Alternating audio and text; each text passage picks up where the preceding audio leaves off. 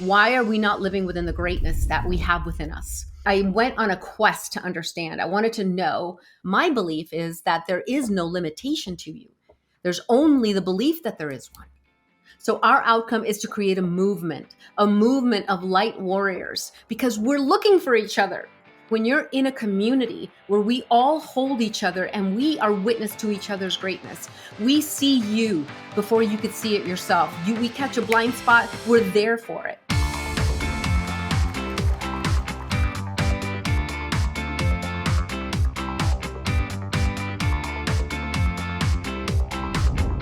Welcome to another exciting episode of the podcast, The Thought Leader Revolution.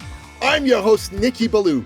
And boy, do we have an incredible, amazing, spectacular guest lined up for you today.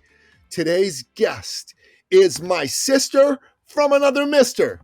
She is one of the most powerful, fierce, gracious, graceful women on the face of the planet. She was the number one coach at the company of the number one transformational leader in the world. She now is part of the incredible 111 Days to Greatness, which Mark von Musser talked about. And she also has her own incredible series of programs under the banner of Fierce Grace. I am speaking, of course, of none other than the one, the only, the legendary Jessie Torres. Welcome to the show, Jessie. Thank you, Nikki. So excited to be here. So excited to have you. I always love your intros. They're so much fun, packed with energy and punch. It's just so amazing. Thank you, Jessie. I love it. I love it. We like to think that we are like the Bruce Buffer of the podcast introduction space. You know who Bruce Buffer is? The fellow from the UFC? Who does all the intros. Introducing in the red corner. Well, he's standing behind you, let me tell you. Oh, God bless your heart. God bless your heart. So, Jessie, the folks that listen to the show, these are good, heart-driven men and women. They're entrepreneurs. They're freedom lovers who want to have their vision come alive. They want to live life as the best version of themselves. They're here because they want not to learn from me, because I'm here every week. They want to learn from you. But before they can learn from you, they got to get to know you. They got to open themselves up to you. So let's open their hearts to you. Jessie Torres, how'd you get to be the great Jessie Torres? Tell us your backstory.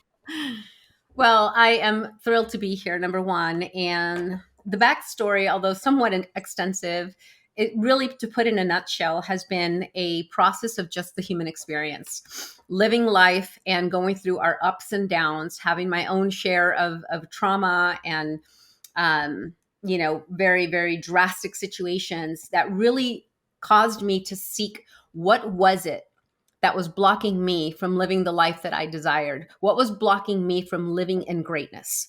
It's like I got at 38, I had 3 kids and I was coming up to a divorce. I'd had abuse in my background. I've had, my brothers murdered and a lot of different trauma. But at this stage, 38 years old, I was like, I don't even know who I am. And I went on a quest to understand. I wanted to know why the human being creates limitations. Why are we not living within the greatness that we have within us? And so I started to read. I started to go to therapy. I started to go to seminars, workshops, whatever it was I could to understand why my dad did what he did, why my husband did what he did, and why I allowed it. And it created a kind of an insatiable hunger to understand. And from that, it led me to just doing so many things that one of my therapy sessions, I asked my therapist, like, I want to do what you do, but that's a lot of school. And this is back in 2005, I want to say. And she's like, you should be a coach. And I'm like, what is that? What do you mean, a soccer coach? Like, I had no idea what it was. And, I started to look it up. And once I started to do it, you kind of you put yourself through it as you learn it.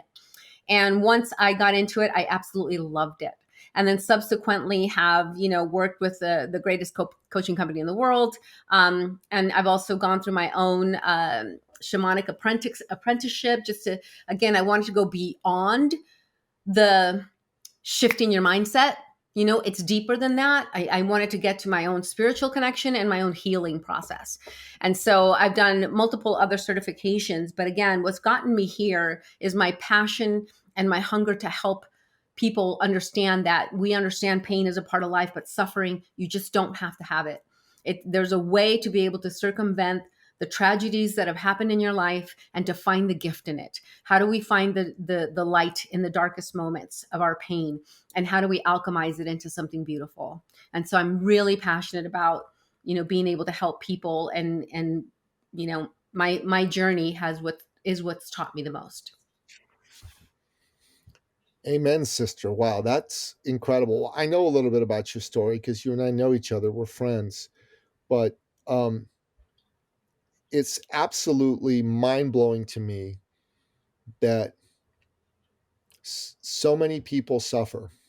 Mm-hmm. And I've been one of them. I've suffered by letting myself just dwell on the pain again and again. And then I look at someone like you who's gone through things that I can't even imagine. And yet you have endured the pain and released the suffering. And if you wouldn't mind, talk about that for a minute. I'm not saying it's easy, but it is simple. It's a choice, right? It's a choice. Now, and I just had this conversation with a lady who lost her husband 2 years ago to cancer in a matter of 2 months after finding out. And she's like, I just don't know. I don't understand. I want to, but I can't. I don't know how to do it. And when my older brother was killed 30 years ago, I turned my back on anything in regards to faith. I was so angry. I flipped God off. And I said, I don't even know if you exist. And if you do, I hate you for taking my brother. And so in that moment, I was filled with so much anger and so much pain that I couldn't justify, I couldn't qualify it. Like, how is this my reality? This is what you see on TV. This isn't what happens to me. And I remember after that happened, I went to the grocery store for the first time and the bag lady was smiling and so nice. And I literally looked at her like, how could you smile right now? Like, that's how I felt. Like, don't you know what just happened? And it wasn't until a moment, honestly, that I saw my brother. It's a very profound moment of like cathartic crying. And I saw him and he just did with his hand like this. And what I could see was white. It looked like figures. It's really hard to explain. But all he said was, Jess, everything is as it's supposed to be. And I didn't quite know what it meant, but it brought me calm. It brought me understanding. And I knew that he was okay. And from that has been a trajectory of my own drop to my knees moments. And last year, 30 years later, almost to the day, my little brother was murdered. And I got to tell you, Nikki, it was like, I thought, now I'm no fool to believe that I'm not going to have challenges. Life is filled with them. But I thought I had seen my darkest days. I thought I've been there, done that. I had the abuse. I had the suicidal tendencies. I had the murder. I had it, right? And I'm still navigating life through challenges, but this one threw me for a loop. And what I received it as, now my conviction is understanding that everything happens for our highest and greatest good, even the suck. Because if I don't buy into that, I will suffer. Because at the end of the day, do I wish my brother was here every single day? But he isn't. And when I argue with that, it shouldn't have happened. It's an argument with reality. And when you argue with reality, you lose 100% of the time. So now I am inviting sorrow. I'm inviting my sad. Now, granted, I am an advocate for feeling your feelings. This isn't to bypass what we're feeling.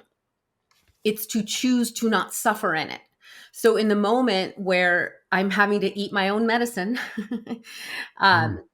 bigger than I ever imagined, I in my deepest sorrow, I was able to witness my brother's.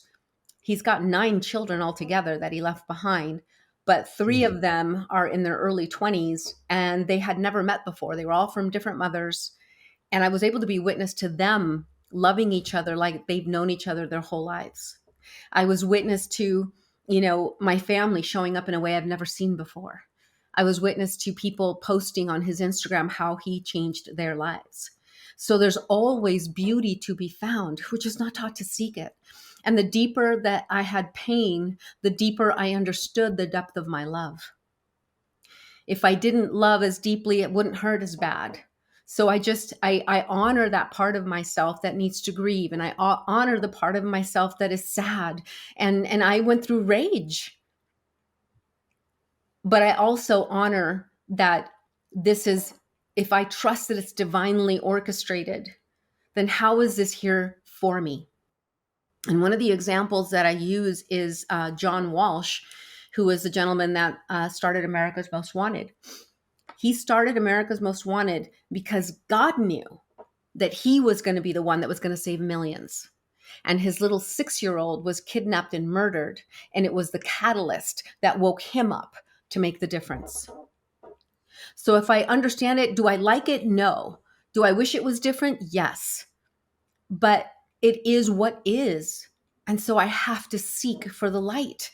If God meant for both my brothers to be taken from me, then what do I do to alchemize my pain into something beautiful? How do I show up now in the world with this kind of tragedy? And I get to make that choice. So for me, every time I think of my pain, I think of my deepened conviction to utilize it to something beautiful and to help serve others out of pain as well.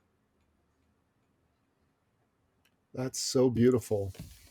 It's heart-wrenching and beautiful at the same time. God bless you, Jessie Torres. You're a beautiful soul. Thank you. And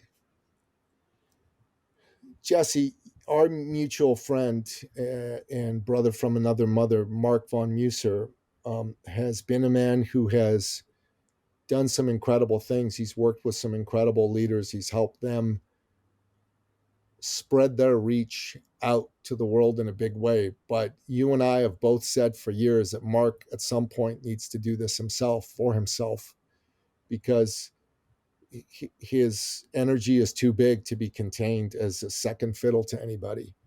And he's finally decided that it's time. And he's out there helping people get to their greatness. And I know that you've teamed up with him to put together this absolutely beautiful opportunity. And I think the best way to speak about it is to call it an opportunity. I think you would agree with me, because this is something he's doing practically for nothing. Right. To help the good men and women, the light warriors, get out of their pain and suffering and into the best version of themselves. Would you mind sharing your take on this? Because I know Mark's take is Mark's take, but you have a beautiful, unique take on this, which I would love for you to share. Absolutely. I think I'll start with honestly talking about Mark a little bit. Aside from what he's doing as a leader, as a very, very effective, profound leader, he is a man that sees your greatness before you do.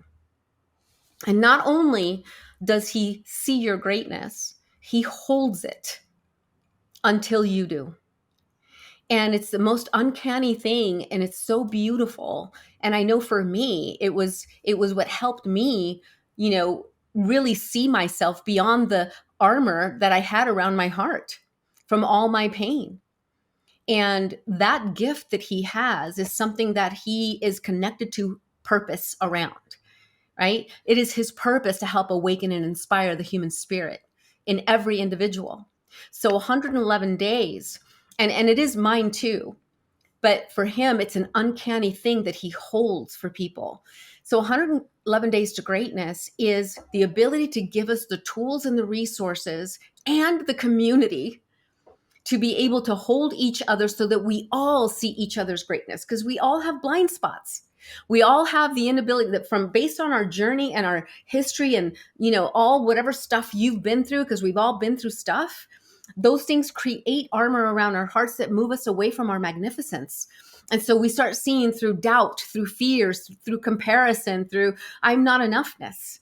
And so when you're in a community where we all hold each other and we are witness to each other's greatness, we see you before you could see it yourself. We catch a blind spot, we're there for it. And as a community together, we're stronger.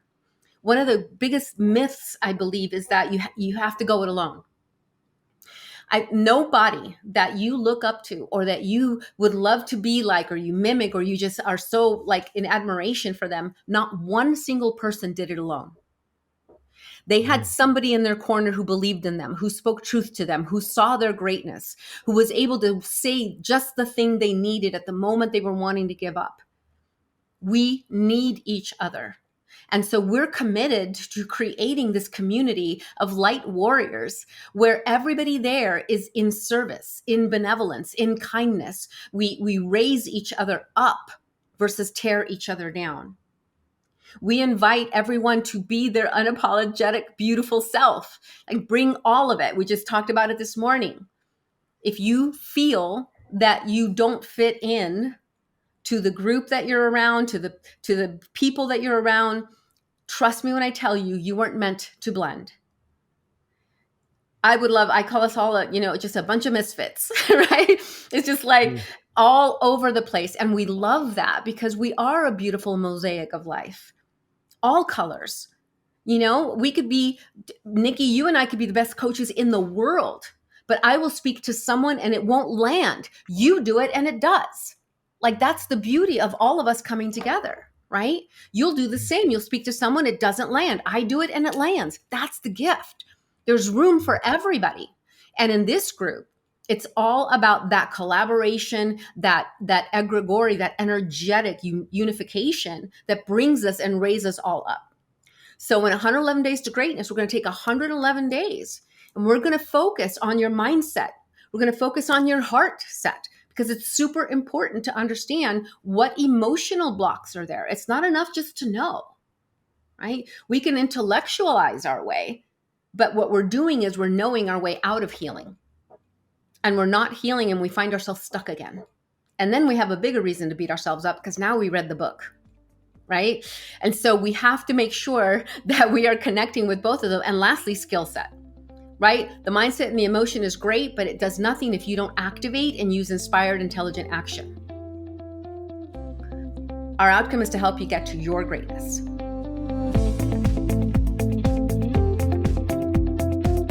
Unpack Egregory for us. Sure. I'll give a little bit of explanation because sometimes people think it's woo-woo, right? When we talk about, oh, you got great energy, right? Here's the truth about it. I am a trainer for the Institute of Heart Math, which is an organization that has studied the rhythm of the heart for the last almost 40 years. And so what I loved about Heart Math is it brought in the science behind the language. You got great energy. So if you think about it, our heart, which is our first organ that's in there, that's the one that's mostly connected to wherever the frick we came from, right? It beats. The doctor listens with a stethoscope. What is he listening to? He's listening to the vibrational frequency that the heart is emitting. That's why they're listening for the sound. Every heartbeat is emitting a frequency, okay? If you have a heart rate variability monitor on your heart and you're navigating at stress, sadness, depression, anger, all of those depleting emotions, your rhythm will be chaotic. So the frequency that it's emitting is chaotic in rhythm.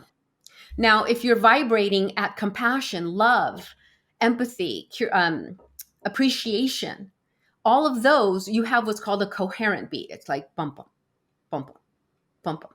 That's the natural state of being. When that coherence is happening, the communication between the heart and the brain is now open. And that's where you open up to universal intelligence. So meaning aha moments. An idea that popped into your mind, you're like, oh my God, where did that come from? That's when you are able to vibrate at that level, your energy, the energy you're outputting is the energy you're going to draw in. So when I talk about the egregory, it is the collective. When you have a thousand people in a room, all vibrating in the rhythm of love, all vibrating in the rhythm of like joy, enthusiasm, that raises us. It's kind of like we say your life is in direct proportion to the expectation of your peer group or the 5 people closest to you, right? In that, it's like if you are around 5 obese people, you will be the 6th. If you're around 5 wealthy people, you will be the 6th, because it's just a product of who we are in belonging. right? We're like pack animals. I want to be like you. If you're around someone that's always complaining, eventually you'll always complain. It's just the way we are as humans. So when we put a group together that all energetically, if we could all have heart rate variability monitors, and there was actually a beautiful video that was done at Burning Man where everybody wore those heart rate variability monitors and they connected it to this light thing that demonstrated coherence. It was amazing. When we are all vibrating in love and unity and bringing each other up, it will literally shift your dynamic. And I can go deeper into the science, Nikki, but ultimately it's not just what it does in our mindset and our heart set, it's also what it does to us physically.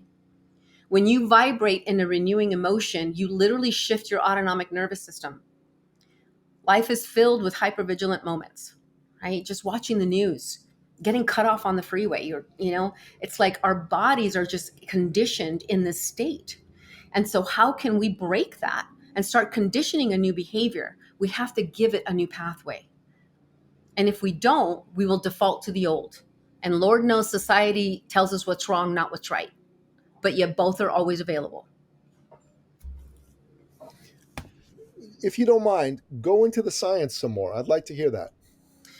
Sure. So when you are, and I do a little grid, right? So on the left side of the grid are all the high energy and low energy depleting emotions, right? So high energy could be anger, rage, frustration.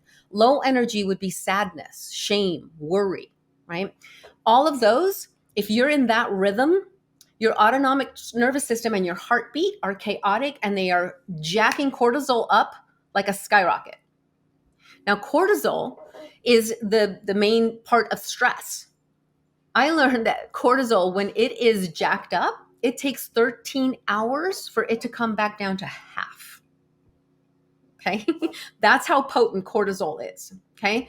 Now, those are called depleting emotions. They're not positive or negative because, well, emotions are just emotions.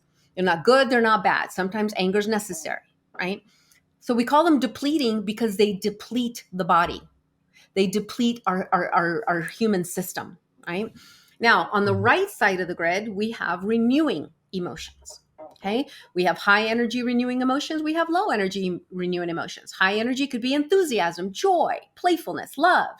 Low energy could be appreciation, compassion, care, right? There's a lot of different emotions that goes under there. Now, when you're vibrating on that side of the grid, it activates DHEA, which eats Pac-Man. Eats cortisol like Pac-Man, right? And literally it is what brings our nervous system into that parasympathetic so that we are at a calm state of being. And in that state, we are now opening ourselves up to an energetic connection to things that we can't even fathom right now, right? Like sometimes when you're in a situation, you're having a really tough problem, you can't see past the problem because you're in contraction around it. You're scared, you're frustrated, and so you can't figure out how to get out of it. When you breathe, breath is highly underrated. When you breathe and you calm your system and you slow down your heart rate to a place of like asking better questions, like how is this situation or challenge here for my highest and greatest good? What's the opportunity in this moment? What muscle am I being called to build? And you calm your heart rate down, all of a sudden ideas start to pop. And what's happening is you are now replenishing your body to come out of that fight or flight state. And you get empowered and fueled and more energy. That's a little nutshell. That's really good. That grid's good. You know, Jessie, like inside the thought leader work that we teach, we really encourage people to draw visual models like this. And I think you should have that somewhere and you should teach all of this. You should write it all out with the descriptions of depleting emotions versus renewing emotions. It's in my course. Is it? Oh, okay, great. I'm glad you have that because I would love to see that. I'd love to see a graphic of that and put it out there because I think it's so powerful. Yeah. It's one of those things that, you know, if I were, I know you're coming to do our Get Booked and Get Paid course in February that with Mark, and I think that's great. I would definitely be talking about this on every single podcast appearance you have. It's very, very powerful. Oh, thank It's you really, very really much for good that. stuff. Yeah, it's a beautiful visual to understand what's literally happening in our bodies. It isn't woo woo. And I mean, I can go further into the energetic pulse that you're setting out to the world. If you're an Do that. entrepreneur wanting a business, right? You're really wanting to go out there, but your fear is, I don't know if I'm good enough to do this business. I don't know if, I'm smart enough. Am I as good as so and so? And you do everything right. You do everything Nikki tells you, but your Yeah. system is in doubt, is in fear, is in uncertainty. You are the kink in the hose to your business. Either you will not attract clients to book calls with you, or you will attract the very same frequency. So if you're in fear and doubt, they'll be in fear and doubt. They'll hear you, they'll listen, but their fear will take over because we call in our energetic match. We call it Yeah. in. So it's so important that you, again, navigate yourself, get your mindset strong. Remember, you're here to serve others, you're here to give. If you don't see your product or service as the cure to cancer, you need some mindset work, right? It's like Mm. literally like you need to see the value that you're providing. If you're here and you're here to do it and you've been through it yourself, then I say you have a PhD in experience, which to me is far greater than somebody. And I don't knock education, I love it. But reading how to climb Mount Everest and actually climbing it are two different things. You know, when I was growing up, my father used to say all the time, um, "Son, remember, life isn't about money; it's about people." And then he'd even say, "Business isn't even about money; it's about people." And I remember he told this to me. I was 8 years old. I'm like, "Dad, what are you talking about? Of course, business is about money. You have to have money. You have to do business and buy things." And he goes, "Yeah, son, but without people, there's no money. Without people, there's no need for money. Like with a business is organized to help somebody with some things, help them solve a problem, help them, get food for their family, which they need, which I guess is solving a problem of some kind called hunger. Mm-hmm. And, I would listen to him and nod my head. I mean, intellectually, I guess it made sense, but Mm-hmm. it took years for it to really sink in. And Mark, how he always says, life isn't a numbers game, life is a people's game. Yeah. And it was after all these lessons that my dad taught me, when I heard this from Mark, I go, okay, that's what my dad meant. Got it, got it, got it, got it. And in the last little while, I did a coaching session with my beloved. I know everyone tells you don't let your beloved coach you, and it's usually a good idea, but this was the exception to the rule. And we were sitting down, and she just said to me, she says, "What's the matter?" And I just said, "I'm just tired." And she looked at me and she goes, "Yeah, you really, you stand up for everybody in your life." And I said, "What do you mean?" She says, "Well, you make sure that our business makes enough money so I get paid because we work together. You take care of your, things for your ex-wife and your two sons and your clients, and everybody's always taken from you."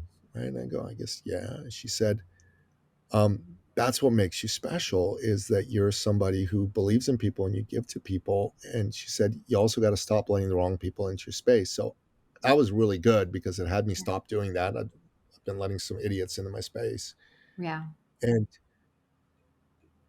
with her help, I came to the realization that my father, his legacy was he was a man who always wanted to help people, and he always did. Like if you knew him, you were looking for work, Jesse, he would sit you down in his office. He'd call all his business owner buddies and browbeat them until one of them hired you. And then he'd say, "Okay, off you go. You got a job. Here's the salary. Good luck." And then if you were trying to start a business, he'd sit down and he'd help you think it through. He'd help you go after capital, you'd get some clients, whatever you needed. And if you're trying to buy a car or a house, and the bank in Iran, it wouldn't give you all the money sometimes, that you needed. They'd only give you this much, and that's that. And so if he knew you, he'd just go, "Okay, how much do you need?" And you'd say whatever. And then he'd loan you the money. And then when you tried to pay him back, he'd say, "No, no, that was a gift. Don't worry about it." And Wow. he was really an incredible man, a very, very special man. And I wanted to be like Dad. And I learned from him, it's important to believe in people. Everybody needs somebody to believe in them. Everybody. You need it. I need it. Mark needs it. Everybody needs that.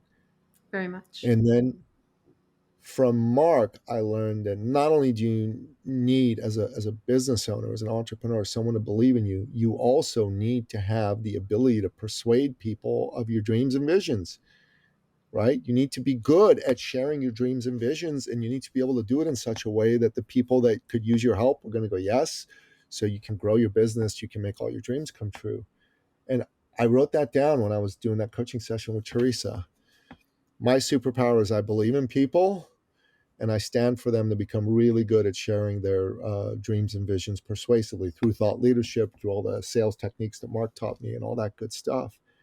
And everything that you've been sharing here to me just reinforces how important that is, how important it is to be a part of a community, a place where people believe in you, people love you, and people stand for you to be better at sharing persuasively your dreams and visions.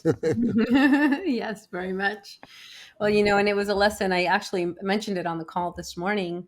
I'm always telling my children, if you could just see yourself through my lenses, right? Like I see their greatness, I see their beauty, I see their potential, I see all of that. And I had a moment, again, a connection with God, spirit, whatever you call it, like just said, do you know why you say that? And I'm like, and I just listened. And he said, because that's me saying it to you.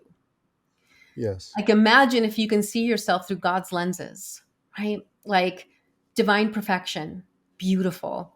Like everything about you is just right versus the beliefs that we put on ourselves about ourselves based on what happened. So like you say, you believe in people. I believe that I see people through God's lenses. Whatever that is, I see the soul, right? I see beneath the veil of the heart armor that was created in our pain.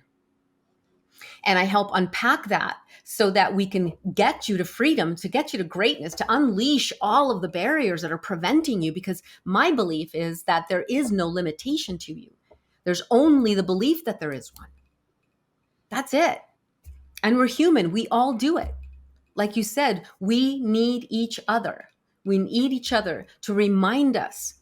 I still, my girlfriend, Melissa, we go back and forth, and we literally is just like, oh, I was feeling this. She's like, don't you dare. I'm not going to let you, not on my watch, and we do that for each other because we're human. We can be connected, to all kinds of source and all of that wisdom and intelligence. And there's still a human having a human experience. And you know what? We go through our own doubts and fears. And yeah, we have tools to navigate them. So we do. But make no mistake, the value of having that person believe in you, or just say the right thing, or just look at you a certain way, say you've got this, right? Mark, one of the things that I like have on my desk right here that to remind me all the time was one of the very first times that I was going to deliver for a group of 300 people. It was 300 people the first time, and then the next day it was going to be the top 30 executives, right? So first it was all employees, then it was the executives. And I was really feeling good about it because I'd been coaching the owner for years, but it was that pivotal moment where it was just right before, and I was like, oh my God, they paid a lot of money, and I was like, I got to deliver that value. And I got a little nervous, and I just picked up the phone and called Mark, and I told him, I go, okay, so I'm right here. I'm doing good, but I'm just feeling this. And he goes, oh, that's easy. He goes, just focus on them. And that's all he said. And focus on them is literally right here on my computer, because it reminded me, I'm like, oh yeah, like get out of the way, Jessie. This isn't about you. This is about them. And when I was able to show up for them and see what do they need, what do they want, what is the greatest thing, and I always do a prayer before I go on stage or before I talk. It's like, please open up my channel to deliver whatever it is that needs to be said to create the greatest value right now for these people, right? And it just, that was all I needed. And when we start to do that, I believe we open up to providence. We open up to wisdom we didn't even know we had, because we're speaking to people beneath the veil. We're speaking to their soul. So people start to hear you here, not here. That makes all the difference. Wow, Jessie, this is like deep, deep stuff. We always go into deep end. Very different. With Mark, it was a very different conversation. Very powerful conversation. It was a very different conversation. This is like deep. I really love it. Well, So this is the aspect of why I'm so passionate about 111 days is because, I mean, honestly, if you look in the group right now, oh my gosh, it's just like on one hand, it breaks my heart. And on the other hand, I'm excited as like crazy because people are starving for this connection. COVID really, really just put a wedge, right? For the huggers, the struggle was real, right? yeah, We were like torn away from yeah, each other, right? It's like, yeah. and so we're just so hungry for belonging, for connection. The society shows us man's inhumanity to man. It shows us all the horrible things that are happening in the world. My mother watches the news and calls me and she's like, Jessie, the world, it's terrible. And I said, no, Mom, it's not. I said, there are a lot of terrible things happening. Yes, for sure. However, there's a lot of beauty. I said, go get your tissues and Google random acts of kindness and just sit there and watch the beauty of humanity. But here's the thing, it's not what we're shown. So our outcome is to create a movement of light warriors, because we're looking for each other. All of you that didn't belong, all of you that felt alone, that thought you were the wrong baby. I thought I was the wrong baby. Somebody switched me in the freaking hospital because my family, I'm so like the black sheep, right? But for all of you that are out there seeking your tribe, your community, we're building it because we get it. We've been there. We see you and we invite you to come join us to shine that light in the world. And we do it by healing ourselves first. That's one of the biggest things, is that we're ready to give to everybody. But if we don't heal ourselves, we're not doing a service, because we cannot give beyond the capacity with which we love ourselves. This is very true. And I like the way that you phrased it. We cannot give beyond the capacity with which we love ourselves. You know, in some of the men's work that I've done, it's been said that for a man, when you are going out there to pick your life partner, your beloved, the woman you're going to start a family with, one of the things that they tell young men is, be careful. Make sure that she loves herself. And the first time I heard that, I go, what do you mean by that? What do you mean by make sure she loves herself? Her capacity and ability to love you and your children is only as great as her capacity to love herself. Yeah. And I'm like, whoa, that was freaking deep. And it was a men's group. Like you're not thinking you're going to hear this in a men's group, right? You're going to hear about, doing like practical shit. But that was like, damn. Well, I'm like, here's the thing. damn. If you don't do that, what happens is, if you could imagine the cup of Nikki, and I'm just using you as an example, I know this isn't true, but if your cup was half full and you're looking to fill it with the love of a woman, come on, I'm half full. I need you to help me fill my own love cup. Then it becomes a needy versus a want. Right. And it's like, it's not the complete each other. It's literally, my cup is full with my love and I get to love you from the overflow. Amen. And that's when we both come together that way. Now that love is rich. It's a choice. It's, I want you. I don't need you, but I want you. Right. Yeah. And now that union is that much more potent, because there's not this, there's not insecurity or jealousies or any of that, because no, my cup is full. I'm full with my own love. I know my value. I know the greatness of my being. I know the greatness of my partnership. Not perfect, but I know who I am and I choose to love you. Yeah. Amen. Amen, sister. No, this is good. This is very powerful. This is very good. So Jessie, someone wants to do the 111 Days to Greatness program. What do they got to do?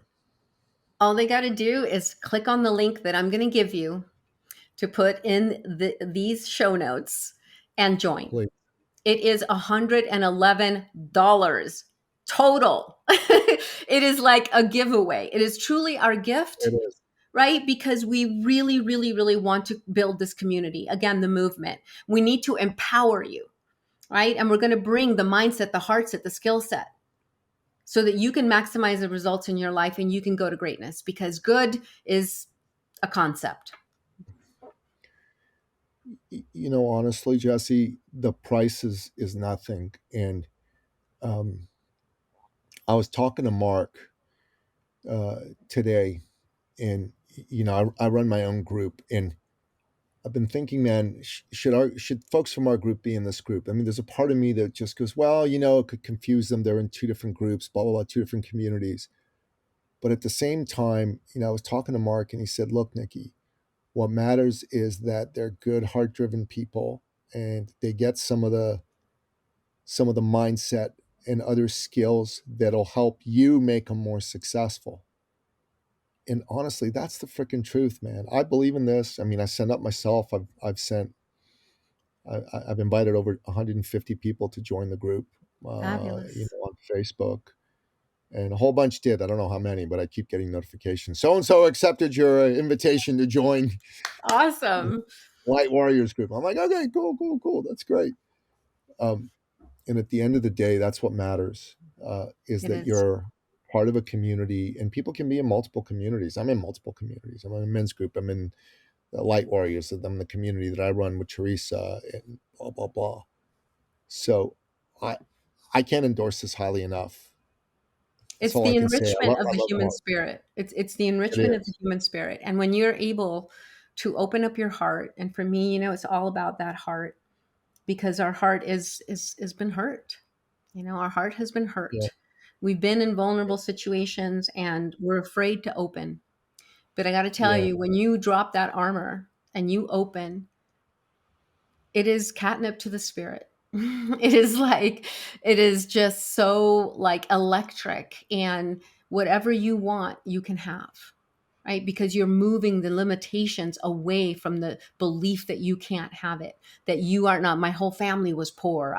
Nobody succeeded beyond, flipping burgers at McDonald's. Who am I to think that I could, like, oh my God, it's just belief.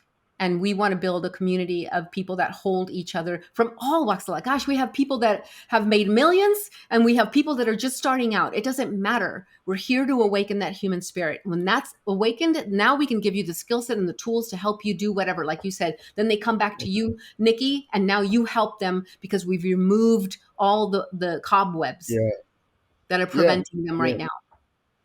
Amen. Amen. Amen. Amen. God bless you. God love you. Jessie, we're going to put the sign up link in the show notes. So, Jessie, we end every show by asking you, as our guest expert, for your top 3 expert action steps. These are 3 bullet points of your best pieces of advice for my listener to take themselves to a place they've never been before. So, what say you? Mm. They are going to sound very simplistic, but I got to tell you, they're so potent. When Mm. you find yourself limited, stuck, where that rumination in your brain is just nonstop. Oh, what about this? What about that? Or I need to do that. Or so and so did this, and maybe I should do that. I mean, you get so clouded. Stop. Stop. Breathe. Okay. Connect to your breath. The connection to breath is what causes your autonomic system to calm down so that you could open up to creativity. Second, whatever your practice is, meditation, prayer, whatever it is, stop and go do it. Maybe it's just stillness. There's wisdom that's awaiting for you beyond the mindset limitations that you can't access when you're in the middle of the jungle. You got to get out so you could see the horizon is right there beyond the trees. And then lastly, listen and trust. Listen and trust. Whatever comes through in the moment of stillness, breath, or meditation or prayer, listen and trust. How many times, me personally too, how many times did I hear what I asked for and then went on and said, no, that's not it. And I did something else. Sometimes it doesn't make sense. I get it. But as I consider myself a disruptor, meaning If everybody's going left, I'm going to be looking at what's going on over here at the right, right? Just because I don't want to just be the sheeple, right? And so like, if it doesn't make sense on paper, but it makes sense in your nervous system, it makes sense. You get turned on with like, oh my God, that's an amazing idea. And then you take it to your friend or you take it to your mentor and they're like, no, that's not it. No, you need to change it. You need to trust your inner knowing, even when it doesn't make sense. And I'll close with this. I did a study when I became a trainer for Heart Math. You have to present in front of the panel of teachers. And I chose as my pseudo audience is high-level executives. And what I brought in was a study on intuitive business decisions. And I found a Harvard review. I found a Forbes magazine article, and I was able to allocate a specific company that could say they had 67 million additional dollars because of intuitive business decisions. And that is just trusting when you got something across your desk. It's a deal on paper. It's like, check, check, check, check. It looks amazing. This is perfect. And you get a gut feeling that says, no, I don't think I should take this. And everyone gets upset and is like, what are you talking about? It looks great. It's just like, but you feel there's something off. Trust it. And they have done that. And then they saw where somebody else took that idea and it went up and then it tanked.